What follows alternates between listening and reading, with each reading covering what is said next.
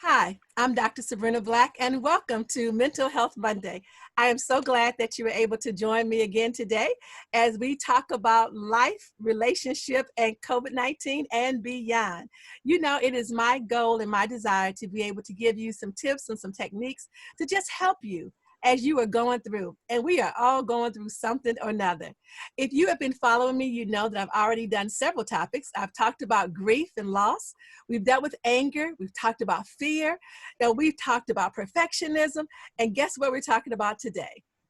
That topic that nobody really wants to talk about, but it's happening right here in our communities, and for some of us, even in our homes. That topic today is domestic violence.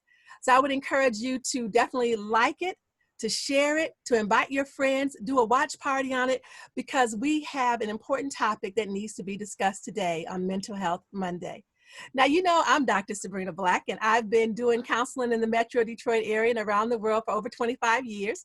And even though I'm the grief share expert and divorce care expert, I've been working with domestic violence as well. But I'm not the only expert in town on domestic violence. And I am just so honored to know people who are. And so I want to share with you some friends of mine and some family members of mine who I just have endeared to my heart, who are really laboring for the cause. Those two women that I've invited to join me today as we talk about this issue of domestic violence are Sherry Ware from Still Standing and Lisa Lloyd from Hidden Treasures. So ladies, if you could tell us a little bit about yourselves, Sherry, if you want to talk about who you are in your ministry so that the listening audience will get a chance to know you. Dr. Black, thank you so much for having me today. I am Sherry Ware. I am the founder and CEO of a nonprofit organization called Still Standing Against Domestic Violence. I am in Detroit proper, and our mission is to walk with and stand shoulder to shoulder with men and women who have went through domestic violence. We want to educate them to talk about restoration and survival, also in healing of domestic violence. Amen. On the other end of the spectrum too, I also run a battering intervention program called Redeem Battering Intervention Program. And it is an educational program, an all-male educational program to help those men to be transformed by the renewing of their minds. Did you say an all-male program? Yes, an all-male program. Wonderful. One of the things that some of you will get a chance to hear about is that women are not the only ones being battered, and men are not the only ones doing the battering. And so as we talk about this, we want to emphasize the fact that both people need help. And so this is not just for the woman or the children who are being battered. This is also for the men who are being battered and abused in many ways as well as those who need help because of what they're doing. Lisa, if you can tell us about yourself and a little bit about your ministry. Thank you, Dr. Black. It's an honor and a privilege to be here, to be able to speak on something that I'm very passionate about. I am the founder and CEO of Hidden Treasures Incorporated, where we bring awareness, education, and prevention to victims and survivors of domestic violence, mental health prevention, and suicide prevention. And I am a survivor. I was in a marriage for 15 years, and I did survive by the grace of God. So I came from being a victim to a victor, and I came from being from misery to ministry. So this is just not an organization for me. This is ministry to me, and it is my passion to help others to find themselves and get out of situations that make them feel like they're not worthy of being themselves. Thank you so much for that. That's interesting when you say that you are a survivor.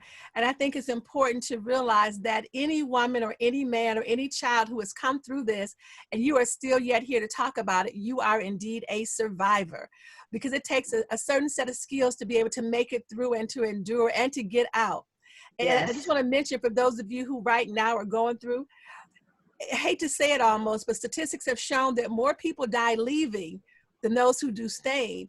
And so when you're preparing to leave, there's a strategy that needs to be in place as we talk about preparing your escape plan. But we'll come back to that. We want to start with just basically, what is domestic violence? So wait, okay, let me come to here for a moment. It is not just physical violence. So I know people say, well, he didn't slap me, he didn't punch me. Well, she didn't kick me. She didn't throw anything at me. Domestic violence is a broad spectrum of definition. It includes physical abuse, sexual abuse, financial abuse, emotional abuse. There's a lot of intimidation involved when we talk about domestic violence. And let me say, domestic violence is not just anger. It's an issue of control. It's an issue of power. And so, Sherry, if you can talk some about that power and control wheel and the different things that represents domestic violence. All right, so that on that power and control wheel, we call all of those things tactics. And so if someone is controlling the money, maybe a survivor wants her, and I say survivor because I'm also a survivor too. And so as you guys can see, my share of survivors do speak. And she may want her hair done. But since he controls the money, she's not going to be able to get her hair done. If somebody calls you fat, ugly, dumb, and stupid, after a while, that wears you down to where you begin to think that you are dumb, ugly, stupid, and nobody's ever going to want you. You have these kids, nobody's ever going to want you. So mentally, they break you down. And so, we're so used to the physical. Well, he didn't hit me. Well, he doesn't have to hit you. We all grew up, a lot of us grew up with that rhyme. Sticks and stones may break my bones, but words will never hurt me. And that is a lie. Because sticks and stones will surely break your bones, but words, they stay with us. And with those words that are being said to us, it goes like an old movie. It just plays over and over and over again in our mind till we begin to believe the things that have been said to us. Lisa, you want to chime in there? I agree with everything Ms. Sherry says. It is just not physical. You're looking at the financial, you're looking at the sexual, and the sexual really hit home about a year ago with me. I took a sexual assault, the 40-hour sexual assault class, and I assumed I was taking it to enhance what I was already doing with domestic violence, not knowing that majority of every woman that deals with domestic violence lays and have relationships with their abuser out of fear. They can't say no. There's no such thing as saying no. So they're forced in that situation of sexual assault, even within that. The psychological, the manipulation, the mind games, it's so broad. However, it can be so small but overlooked. If you talk about that sexual abuse, it makes me think about the movie that people may have seen, Sleeping with the Enemy. And again, and so again, it was beyond just the sex, but that whole idea of sleeping with the enemy is that the person right next to you is the person that is creating all the emotional pain and trauma for you in your life. And one of the things in that movie that always sticks out to me is the tiles in the bathroom and how they had to be just so exactly level, and how the cans in the cabinet had to all be turned the right direction in alphabetical order. And that may seem like, oh, well, that's really nice. They were organized. And if that's all it was, it would have been nice. But when you get bopped upside your head because the can is not facing the right direction, that's not nice. And when things are that controlled and that tight, that's challenging to live with. I see you want to say something, Sherry. Go ahead. I'm just agreeing with you because you're absolutely right. That power and control, to have power and control over somebody. So what does that say about the other person? And so when you want what you want, when you want it, how you want it at the expense of someone else, that's when we should start checking ourselves. Exactly. It says that we need to be in control of that person. And we need to show that person that we're the more powerful person. And if you don't do it, I tell you, turn that can around to the left when I told you to turn to the right and watch what happens. And so, so just listening to you say that, you're absolutely right, that power and control. And that power and control can be very, very deadly. Very dangerous. Sometimes power and control comes across as jealousy and manipulation, and I think as parents, that's one of the things that we want to watch our young daughters with, and even our sons. A lot of times you have these relationships, or just somebody even that you're dating, you have these relationships where somebody calls you all the time and you can't get nothing done because your phone is always blowing up and it's always beeping and vibrating, and they want to know where you are and what you're doing. And sometimes it goes, oh, that's so nice, he just loved me, she just loved. No, that's control. They want to know where you are every minute of the day, what you're doing, why didn't you answer your phone? And then all of a sudden you look up, you got 20 messages, and the messages go from, hey, just thinking about you, to, hey, what you doing? Well, who you with? How come you didn't call me back? I don't called you 4 times. Do I need to come over there? And it just escalates. And so that is not cute. That's control. Go ahead. Go ahead. And those are warning signs. Those are red flags. Those are red flags that when we get into relationships as young women or young men, oh, he loved me. Girl, he's concerned about me. He's calling and checking on me. Those are red flags.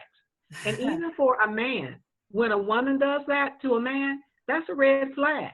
Because if that woman is so consumed and thinking about what you're doing, who you with, now who you talking to let me see your phone while you got a code on your phone, those are warning signs. Right. Those are warning signs. Why do you have a code on your phone? What you trying to hide from me? Yeah. It's again not cute. And there a lot of them is learned behavior on both sides, the victim and the person that's being the victor. But is learned behavior in their house that they saw their parents do or have seen someone else do, and they think it's okay. Years ago, it was a pattern with some things that's just not a pattern anymore. It was okay then.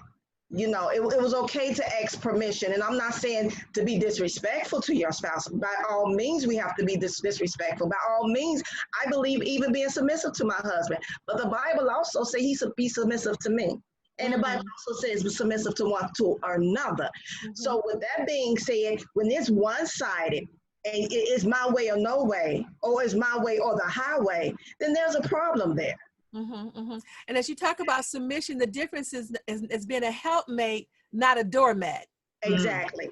And the goal is not to be battered into submission. Submission is a heart attitude where I want to honor and reverence you, not where you beat me down and make me do what you say. I see you want to jump in, Sherry. Go ahead.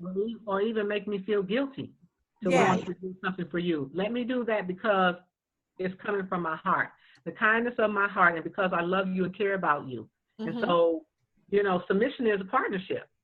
Let's see how we can work this out together and not you trying to tell me what you want me to do. But I just want to just piggyback on something that Lisa said about it being a learned behavior. So, back in we're probably about the same age. And, back in our time, generation, it was what happens in this house stays in this house. You don't tell nobody what happens. Tell nobody. And so when you grow up in an abusive home like I did, what I learned was we could not talk about it, couldn't tell anybody about it, and you better not even try to talk to your mom about it because that was none of your business. Stay in the kids' room. Exactly. And so what I learned, it was a learned behavior. So what I learned to do was to lie, to protect the person who was doing the abusing, and then it also led me to get into an abusive marriage because that's what I saw. And if my mama didn't leave this man that was abusing her, I equated that with love. And so when speaking for myself, because I grew up that way, then I got with an abusive man where, I knew that it wasn't right, but then I couldn't talk to my sisters or my brothers because I didn't want them, to come and try to help me, and then I get them hurt because of course I'm gonna go back with him, right?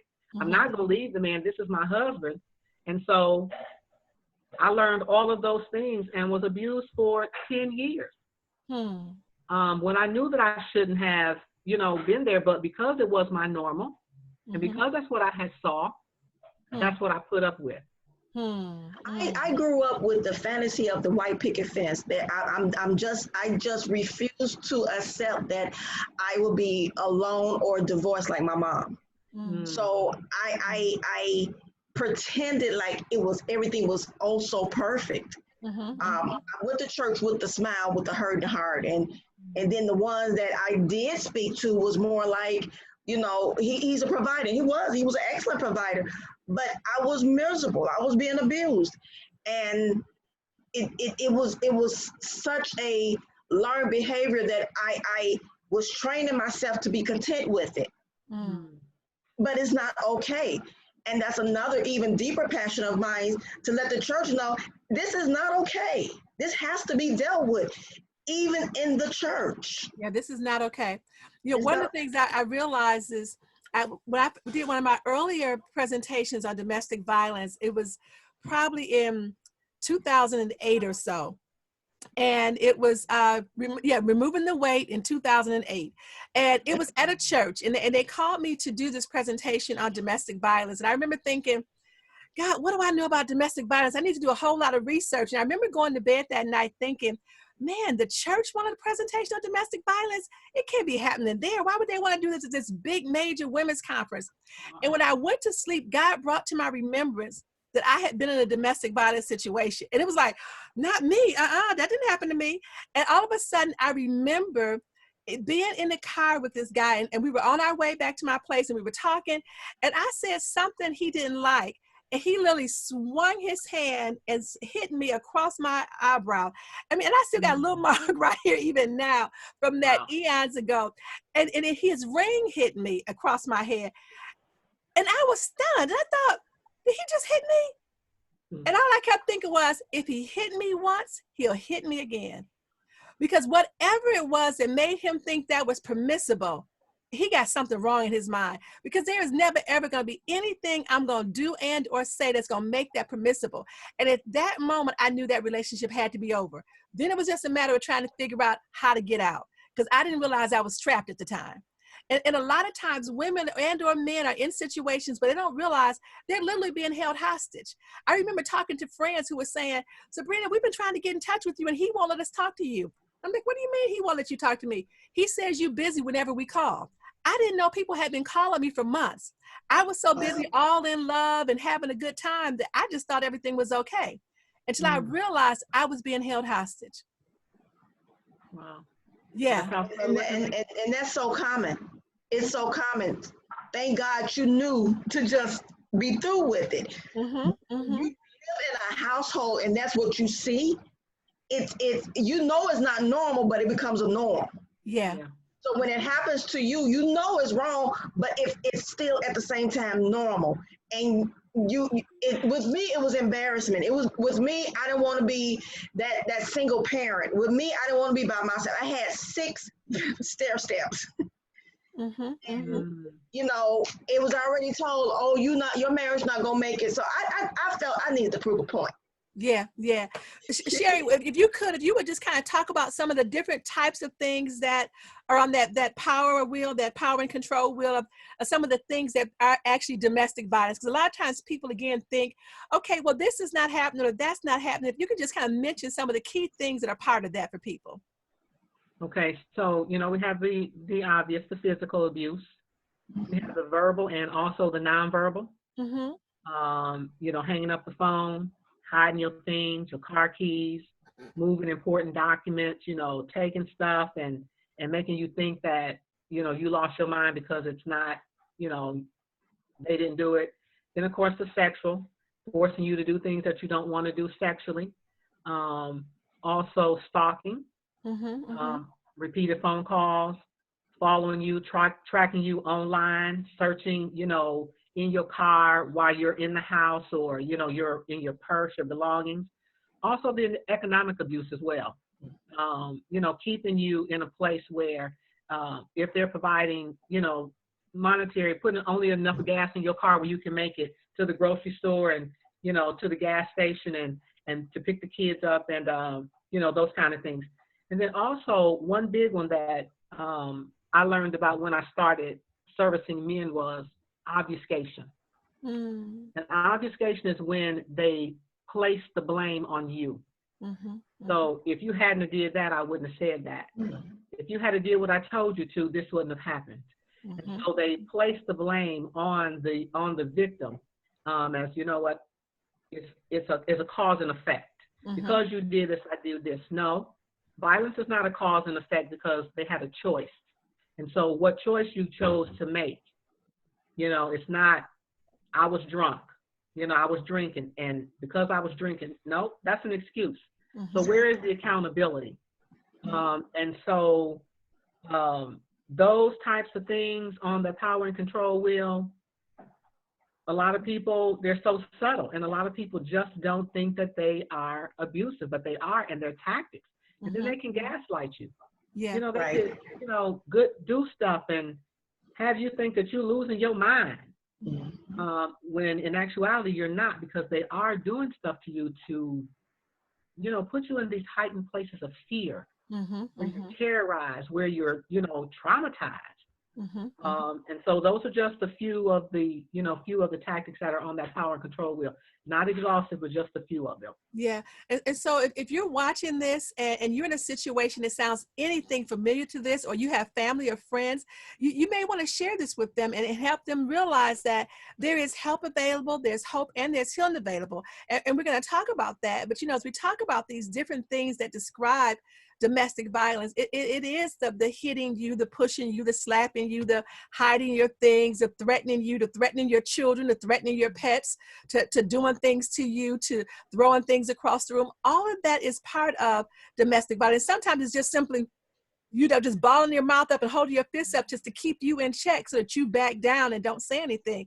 If you or someone is dealing with that, that is not normal. And we realize that right now during COVID-19, everybody's not happy sheltered at home. They wish somebody had some place to go. They want to go to work. They want you to go to work. They want the kids to get out of the house and go to school, because now that we're all here together and tensions are mounting, we're realizing that this person does not know how to deal with stress. They do not know how to manage their own anger, their own temper, and those types of things. And they're lashing out trying to control things that they cannot control. You cannot control COVID-19. And they are feeling that sense of out of control right now. And they need help as much as you do. So one of the things I often hear people say, Lisa, is that it's not bad all the time. He really is a good guy. He really does love me. And so there is this cycle of abuse in terms of going in and out of this honeymoon phase that people need to hear about. If you could talk some about that cycle of abuse. The cycle is for days, it could be weeks, it could be months, and it even could be years where everything is just fine. Mr. or Mrs. Wonderful is just doing everything wonderful. I'm a product of that. Everything was just fine. And then all of a sudden, either something triggers or something happened, or it's just that season. They it's like dealing with Mr. Jekyll and Mr. Hyde. Mm-hmm, mm-hmm. The fighting starts. But before the fight, the blaming starts. Just like Miss Sherry said, the blaming starting, the accusing starting, the verbal, the emotional, the psychological abuse starts, and then the physical. Mm-hmm. And then here it is, they want to apologize. Then they're going to make it all better. They quick to say, I'm sorry. Here goes some flowers. Here goes some roses. Here go this. Here go that. I won't do it no more. I love you. Let's make love and let's ignore it. And then the honeymoon the cycle starts again. Mm-hmm. And so you have that calm before the storm. And sometimes even when there's this calm before the storm, a lot of people live walking on eggshells, because you don't know when the other shoe is going to drop. You don't know what's going to set the person off. You don't know what triggered them the last time. And you need to know it's not you. It's not you that's doing the triggering. It's something on the inside of them. And so there's the trigger of whatever it is that happens for that individual. Then it's the incident. And the incident is whatever it is that happens. And after the incident, they do go into this point of apology, like Lisa is saying, where they're really sorry and they didn't mean it. And you remember that they did love you at one point. But I think so often we're confused on what is true love and what does love look like. And love is not about being battered for any particular reason. And then you go into this honeymoon phase. And when the honeymoon phase, you may be getting all the gifts and all the accolades and the cards. You may get trips and coats and cars, but none of that makes up for what has happened. Go ahead, Sherry. I see you want to say something. I was going to say, that's when you need to start getting that safety plan together. Exactly. Start putting all of your important papers in a spot where you can get them in case you have to run. Mm-hmm, I dug a hole under a tree in my backyard. And I mm. put all of me and the kids' birth certificates, social security cards, all of that stuff in there. And because he controlled my money, he didn't work and I worked. And so every time I came home, he would take my paycheck, but I would take $20 or $30 and put it in that plastic bag and put it in that, because I knew sooner or later I was going to leave. Yeah, it's good right now, but I'm out of here. As soon as I get a chance to get out of here, I'm out of here. And so I just started coming up with a safety plan. Mm-hmm. And when the time came, it was, 3 o'clock in the morning. And I heard the voice of God say, go, get your kids and go. Mm.